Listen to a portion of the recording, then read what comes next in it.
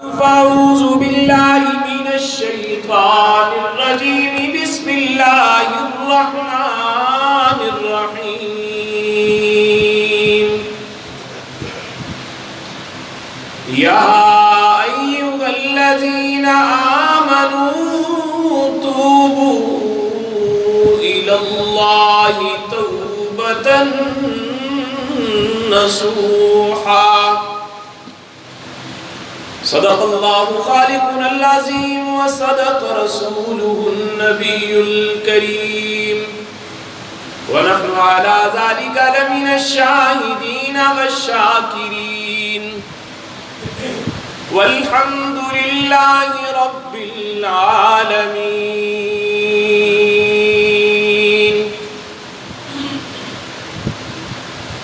سزا دینے والا جزا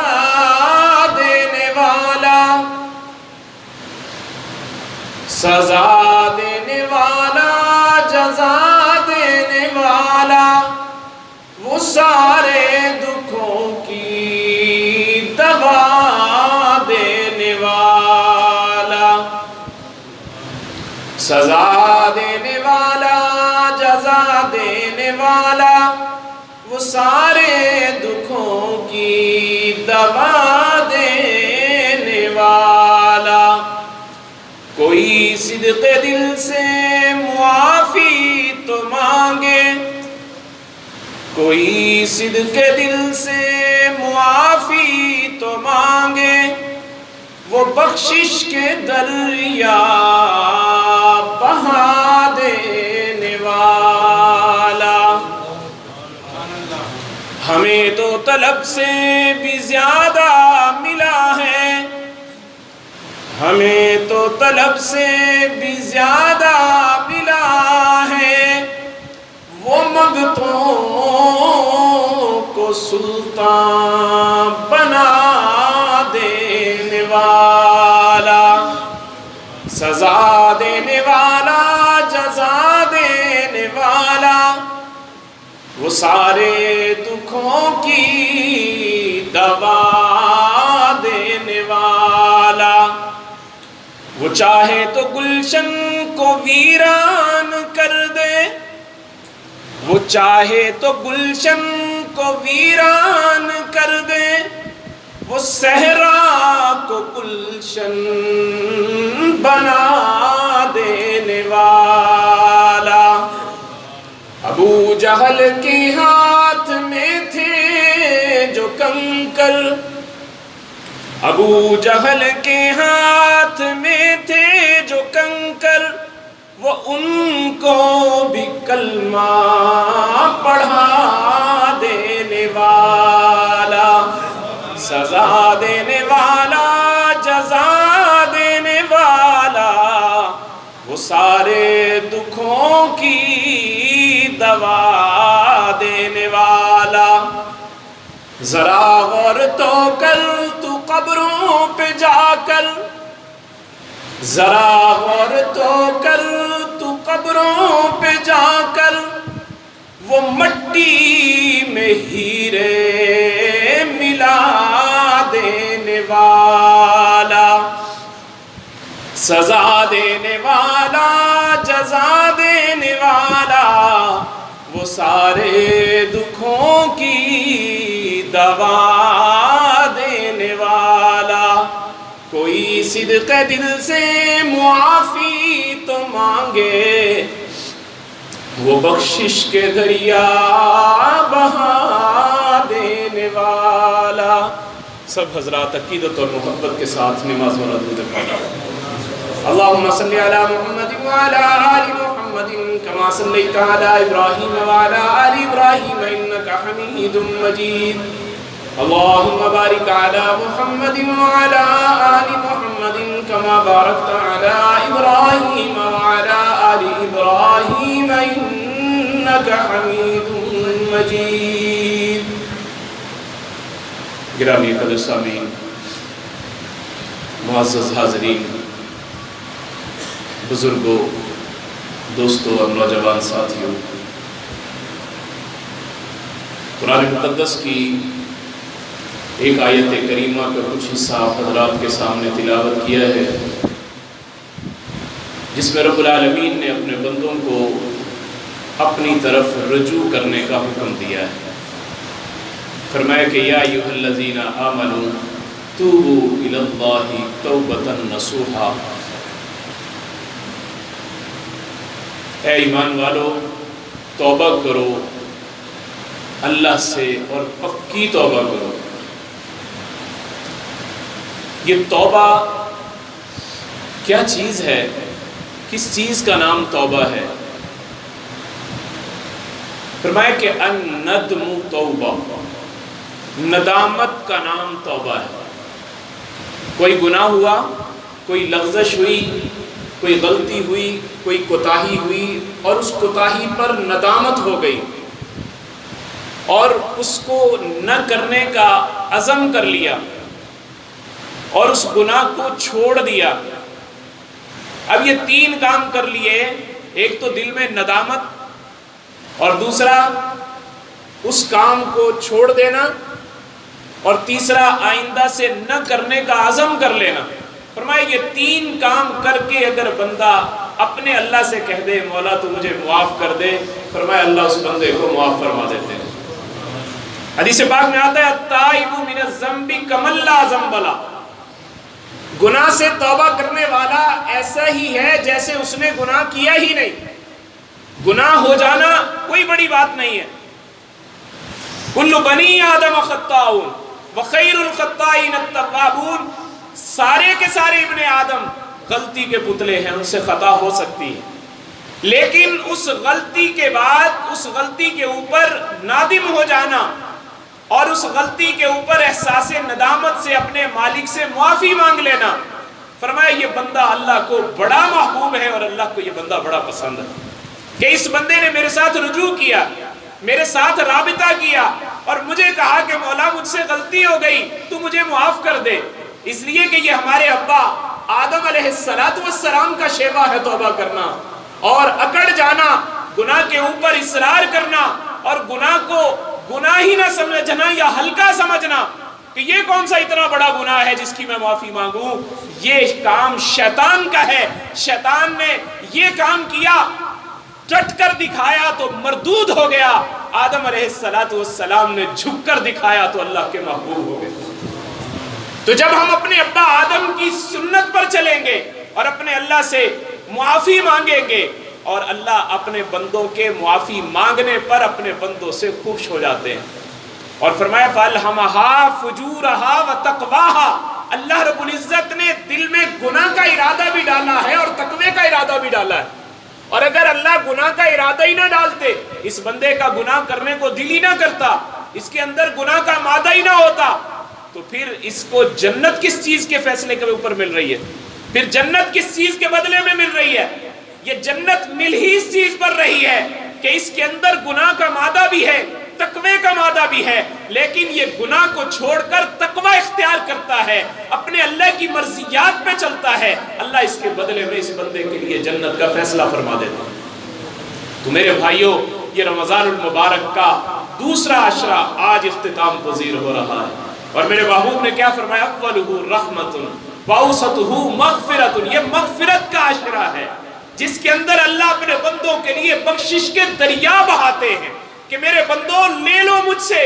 بخشش کے فیصلے کروا لو مجھ سے۔ اور جب اللہ بخشنے پہ آیا ہو اور خود اس کی رحمتیں بندوں کو اعلان کر کر کے بلا رہی ہوں، اور پھر بھی بندہ اپنے مالک کے دروازے کے اوپر نہ جائے، پھر بھی اپنے رب کے دروازے پر نہ جائے، تو پھر اللہ اس بندے سے راضی نہیں ہوتے بلکہ اس بندے سے ناراض ہوتے ہیں۔ ایک اعرابی اللہ کے محبوب نبی علیہ السلام کے روزے پر آئے اور آ کر روزہ مبارک کے پاس کھڑے ہوئے اور کھڑے ہو کر کہنے لگے مولا میں بڑا گناہگار ہوں، میری زندگی لغزشوں میں گزری، خطاؤں میں گزری، میں نے تیری نافرمانیوں میں اپنی زندگی کو گزار دیا، لیکن مولا آج میں تیرے پیارے حبیب کے دروازے پہ آ چکا ہوں، مولا تو میرے لیے مغفرت کا فیصلہ فرما دے۔ اگر تو نے مجھے معاف نہ کیا تو تیرا دشمن شیطان خوش ہو جائے گا، اور اگر تو نے مجھے معاف کر دیا تو تیرا پیارا حبیب خوش ہو جائے گا۔ میں تیرے پیارے حبیب کا امتی ہوں، میں تیرے پیارے حبیب کا امتی ہوں، تو نے اگر مجھے معاف نہ کیا شیطان خوش ہوگا کہ ہاں میں نے اس سے گناہ کروائے تھے اور آج یہ رسوا ہوتا پھر رہا ہے، اور اگر تو نے مجھے معاف کر دیا تو تیرا پیارا حبیب خوش ہو جائے گا کہ میرے امتی کو جنت کے لیے اللہ نے فیصلہ فرما دیا۔ تو وہ یہ دعا مانگ رہا ہے، پتہ نہیں کتنی آہوزاری تھی اس کے مانگنے میں۔ وہ میرے بھائیوں، مانگنے کے اندر ہم بھی کچھ درد پیدا کریں، ہم بھی کچھ درد پیدا کریں۔ حضرت احمد علی لاہوری رحمۃ اللہ علیہ سے کسی نے کہا، حضرت لگتا ہے ہمارے دل سوئے ہوئے ہیں، ہمیں جھنجھوڑنے پر بھی جو ہے نا وہ ہماری آنکھ نہیں کھلتی، ہمارے دل لگتا ہے سوئے ہوئے ہیں۔ فرمانے لگے بھائی سوئے ہوئے نہیں ہے، یہ موئے ہوئے ہیں۔ سوئے ہوئے آدمی کو تھوڑا سا ہلائیں وہ جاگ جاتا ہے، وہ بیدار ہو جاتا ہے، وہ اپنی فکر میں لگ جاتا ہے، اور جو مویا ہوا ہوتا ہے اس کو جتنا مرضی ہلا لو اس کی صحت پہ کوئی اثر نہیں ہوتا، وہ تو دنیا سے جا چکا ہے، وہ ختم ہو چکا ہے۔ میرے بھائیوں، جب تک سانس ہے تب تک چانس ہے، ہماری سانس چل رہی ہے، ہمارے پاس چانس موجود ہے۔ ہم اپنے اللہ سے تو اشک ندامت کے بہا کر کہیں مولا معاف کر دے، اللہ فوراً مغفرت کا فیصلہ کر دیں۔ آتا ہے نا کہ اگر جہنم کی آگ میں سمندروں کے سمندر ڈال دو پھر بھی وہ آگ بجھنے والی نہیں ہے، لیکن ابن آدم کی آنکھ سے ندامت کی وجہ سے نکلنے والا ایک مکھی کے سر کے برابر آنسو کا قطرہ، یہ جہنم کی آگ جو اس کے لیے جل رہی ہے اس کو بجھانے کے لیے کافی ہے۔ تو اپنے لیے جو ہم نے جہنم کی آگ جلائی ہے اس کو بجھانے کی فکر کریں۔ وہ اعرابی روضہ رسول پر دعا کرتا ہے آہوزاری کے ساتھ، واپس اپنے گھر چلا جاتا ہے، اگلے دن پھر آتا ہے اور آ کر پھر دعا کے لیے ہاتھ بڑھانے لگتا ہے۔ ایک آدمی دور سے آتا ہے اور آ کر اسے پکڑ لیتا ہے، کہتا او اللہ کے بندے، میں بڑی دیر سے دعائیں مانگ رہا تھا، بڑی دیر سے آہوزاری کر رہا تھا کہ مولا مجھے اپنے پیارے حبیب کی زیارت کرا دے، مولا مجھے اپنے پیارے حبیب کی زیارت کرا دے۔ اللہ نے تیری برکت سے، تیری توبہ کی برکت سے اللہ نے مجھے اپنے پیارے حبیب کی زیارت کروا دی، اور تیرے لیے خوشخبری یہ ہے کہ اللہ نے اپنے حبیب کو خوش کر دیا ہے اور تیرے لیے مغفرت کا فیصلہ کر دیا ہے۔ تو میرے بھائیوں، جب اپنے اللہ کو راضی کرنے کے لیے ہم اپنے اللہ سے معافی مانگیں گے کہ مولا میں تو گناہوں کا پتلا ہوں، مولا مجھ سے گناہ ہو گیا، تو اپنی رحمت کا قلم پھیر کر اس کو معاف فرما دے، تو اللہ رب العزت معاف فرما دیں گے۔ فرمایا کہ تائب من الذنب کمن لا ذنب لہ، گناہ سے توبہ کرنے والا ایسا ہی ہو جاتا ہے جیسے کہ اس کے نامہ اعمال میں گناہ اللہ رب العزت مٹا کر رکھ دیتے ہیں، ختم کر دیتے ہیں۔ اور حدیث پاک میں آتا ہے جو بندہ یہ چاہے کہ کل قیامت کے دن اس کا نامہ اعمال اسے جب ملے تو اس کا نامہ اعمال اسے خوش کر دے اور وہ اپنے نامہ اعمال کو دیکھ کر خوش ہو جائے، فرمایا اس بندے کو چاہیے کہ وہ کثرت سے استغفار کرے۔ جو بندہ کثرت سے مغفرت مانگتا ہے اللہ سے، کل قیامت کے دن جب اس کا نامہ اعمال اس کے ہاتھ میں دیا جائے گا وہ اپنے نامہ اعمال کو دیکھ کر خوش ہو جائے گا، اپنے نامہ اعمال کو دیکھ کر خوش ہو جائے گا۔ اور نامہ اعمال جب دیکھ کر، اب یہ نامہ اعمال جب دائیں ہاتھ میں ملے گا نا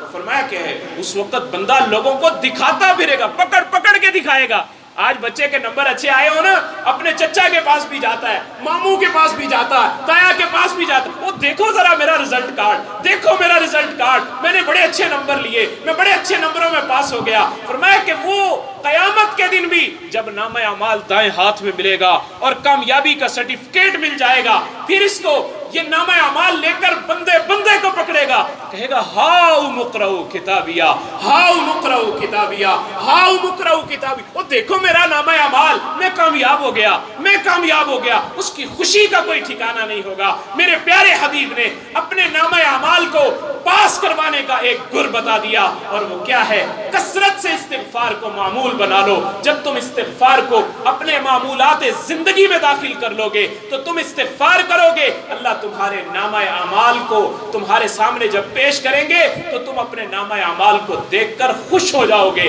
اور تمہاری خوشی کا کوئی ٹھکانہ نہیں ہوگا، اور اللہ رب العزت تمہاری پریشانیاں دور فرما دیں گے۔ فرمایا کہ اللہ رب العزت کے سامنے